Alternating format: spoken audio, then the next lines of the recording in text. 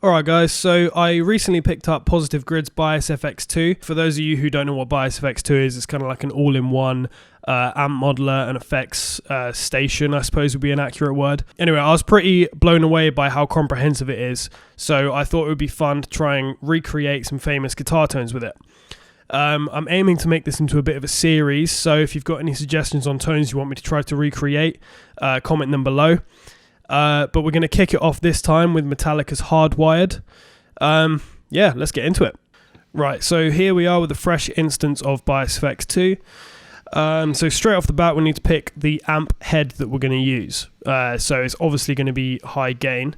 I suppose a good place to start would be to head to Spotify and take a listen to the track, just to get a reference for what we're trying to aim for.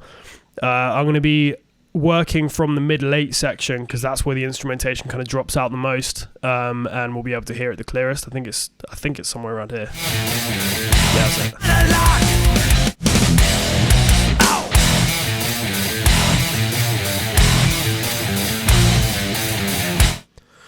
Okay, cool. So right, we're going to be looking for high gain. So we're going to click on this amp here. Going to head over to high gain. Right, straight off the bat, I know that this tread plate here is modelled off of a Mesa Boogie amp, which would be a great place to start because Metallica love Mesa Boogie amps. They use Mesa Boogie amps. Right, let's just take a look at how that sounds.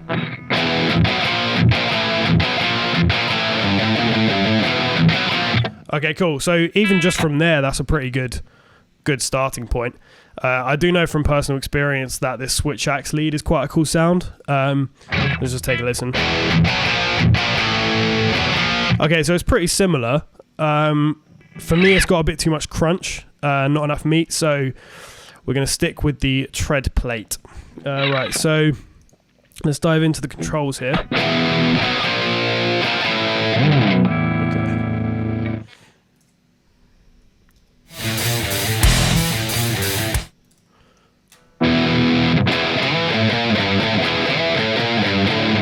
Okay, cool, right, so I'm going to up the bass a bit, just to give it that kind of meat. Going to up the treble, because it always makes it sound a bit more kind of expensive, I suppose.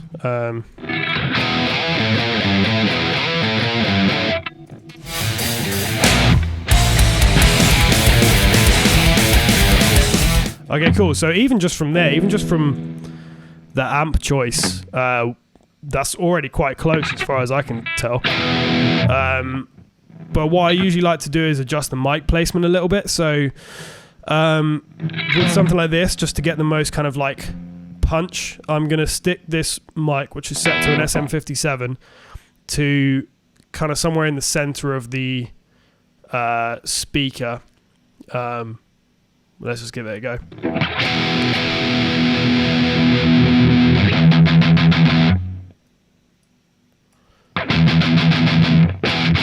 Okay, so that's pretty much bang on center, but that sounds great to me. Cool, right, so I suppose one thing that we do need is some sort of overdrive pedal to stick at the beginning of the signal path. So I'm going to click add here, and then I'm just going to go with this classic Ibanez Tube Screamer emulation. So let's give it a whirl.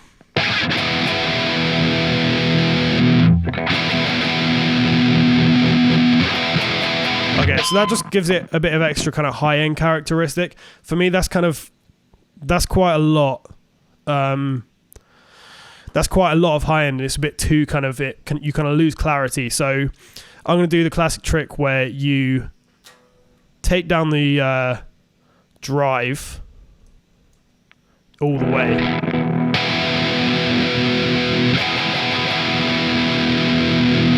So basically then you're kind of just getting the characteristic of the pedal without distorting or changing the tone in any way. You're kind of enhancing the characteristics. You're just adding stuff rather than tweaking what you've already got. Cool, right. Let's see how that sounded in comparison with the thing.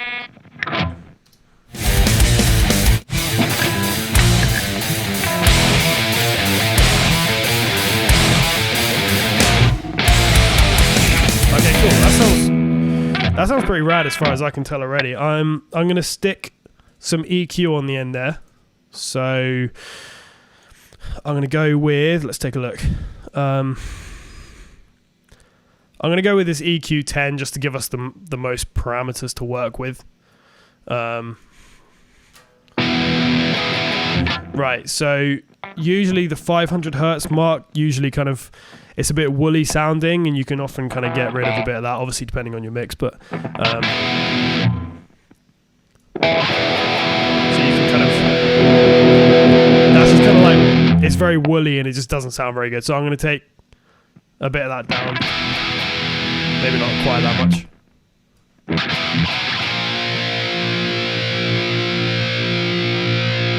Whatever, we'll try around there. Cool, so let's just see. I'm going to kind of tweak a lot of these kind of knobs here and just see how they affect the sound. I'm going to kind of exaggerate it to start with and then kind of subtract from there.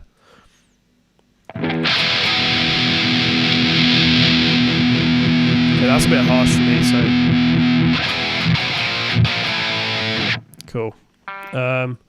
8K is usually quite a nice area to boost. It just kind of makes it sound a bit more present.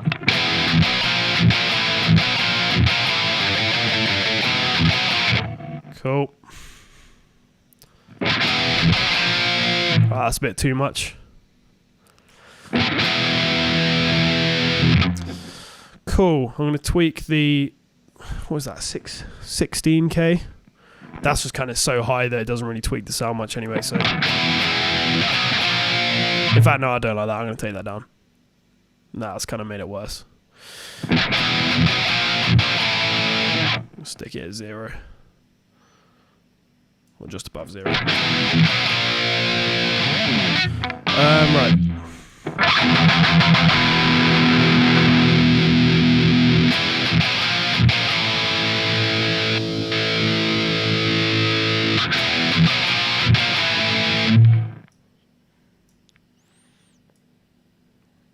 Take away a bit of 250.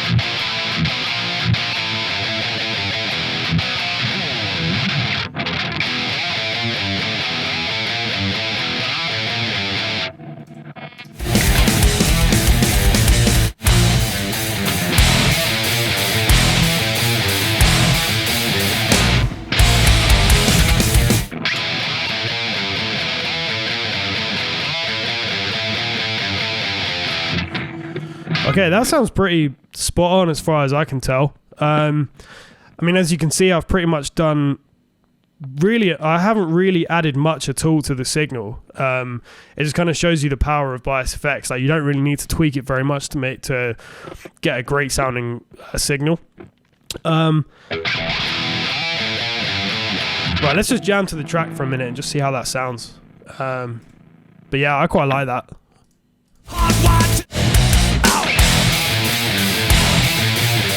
Actually, do you know what? That's kind of quite present in the highs.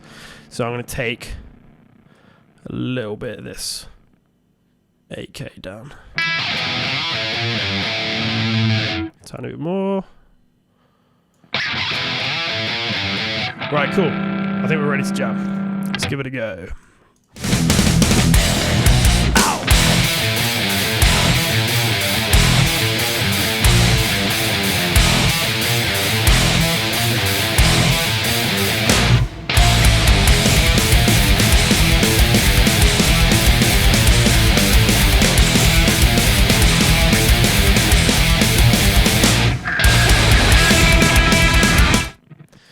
Insane. I'm happy with that. I'm going to leave that there.